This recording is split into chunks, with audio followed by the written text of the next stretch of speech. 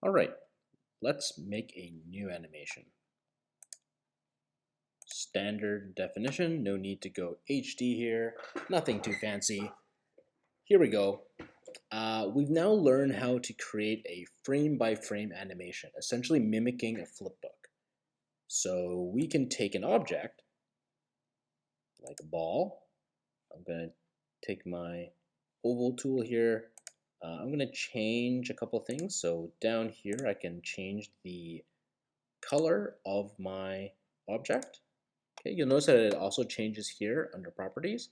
The fill is going to be the inside of the object. So my ball will be blue, and the stroke will be the outline border of my object. So my ball will have a black border. And then I'm going to draw this right there. And then if I hold down Shift, it will make sure it stays as a perfect sphere. So there you go. That's my object there. We're going to use a selection tool here to move it. The outline and the fill are considered separate components. So be careful that when you click and move objects that you aren't selecting and moving only the outline or only the fill. To ensure that you have both pieces selected, you can either drag a selection box around it or simply double click it to make sure you select both the fill and the stroke. I'm going to go ahead and just let's move right here.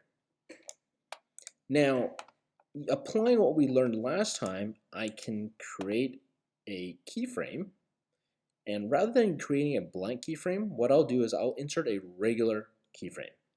What this will do is it creates a keyframe, but rather than leaving it blank, it will actually duplicate the previous keyframe image.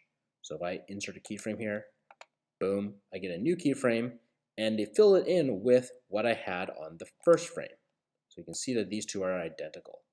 And then this gives you the ability to make some small adjustments. So for example, on this frame, I might take this ball and use the arrow key to just nudge it over just a little bit. So it started off like this, moved over like this. And then insert another keyframe, and then I'll nudge this over a little more. Insert another keyframe, nudge this over a little more, and so on. Now you can see that this is doable. Like, we've learned how to do this, but this is very, very tedious. It takes a very long time to animate anything if this is how you have to do it. So there is actually a better way of doing this. So I'm actually going to undo all of these keyframes, go back to my single keyframe with the single image. And instead of creating a keyframe, instead I'm going to select this keyframe here, the first one, and I'm going to create a motion tween. So I'll click on that. You'll get this prompt asking you if you want to convert the object into a symbol. We'll talk about what symbols are later, but for now, just know that you do need it to be converted to a symbol. So we'll just click OK. There we go. Doesn't look like anything's changed. Our timeline has changed a little bit. You'll notice that there's this giant bar, and it's filled up to 30 frames. Okay. This is going to be how long our animation is. We have this ball at its starting location right here, and then at the end of this is where it's going to have a new location. So if I actually go all the way to frame 30, and with my selection tool, I pick up this ball, and let's say I just move it over here. Okay, it'll automatically create a keyframe. See that little black dot there? So create a keyframe here. I have a keyframe here, and then what Adobe will do was it will fill in everything else in between, right? In between, motion tween. Now, this is only 1 second. I need it to be a little bit longer, so I'm actually going to grab the edge of this bar here and extend it out to about 2 seconds. So it should take about 2 seconds to play out this animation. This is just a preview, and some people have found that it is a little bit laggy, so if you notice that it's slowing down and kind of stuttering, it's okay. When you fully render this, it will play at normal speed.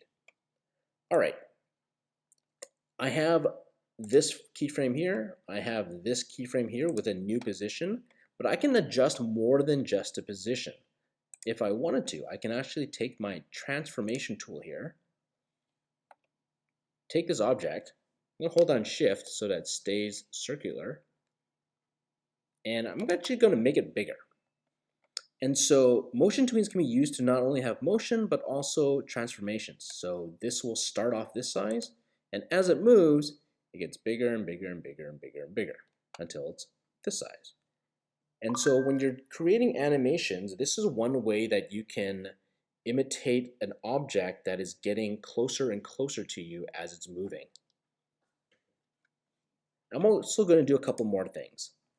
With my selection tool, whenever you have two keyframes where the position of the object has already been established, has already been locked in, you can take the selection tool, hover over the path.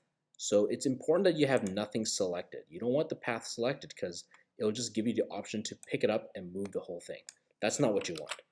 Make sure you have nothing selected. So click off stage, hover over it, and you'll see that you get this little arc underneath the cursor.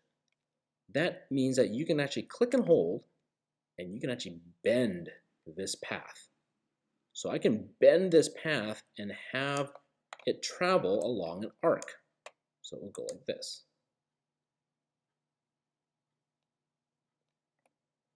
Now I'm going to take advantage of this. I'm actually going to undo this first, and I'm actually going to have a number of points where I'm going to have a arc in my path.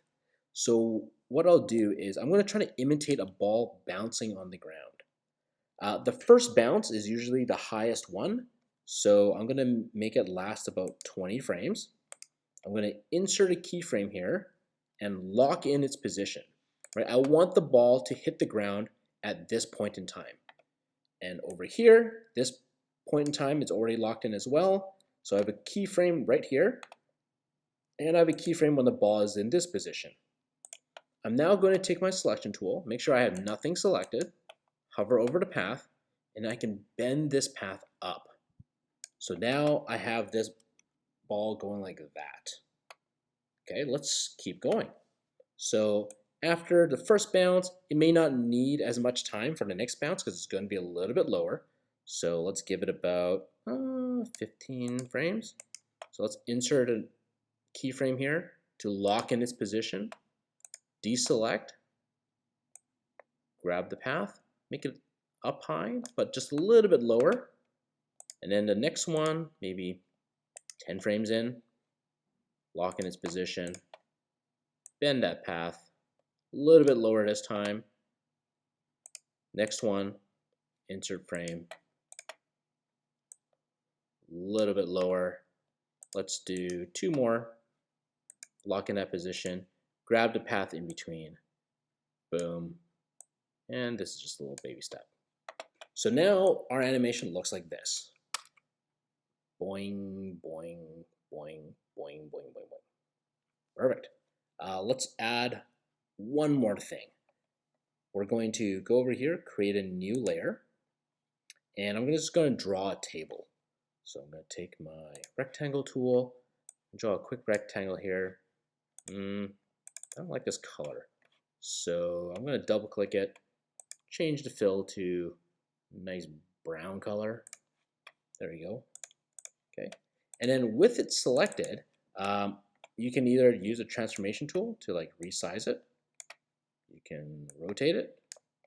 You can change the skew of the object.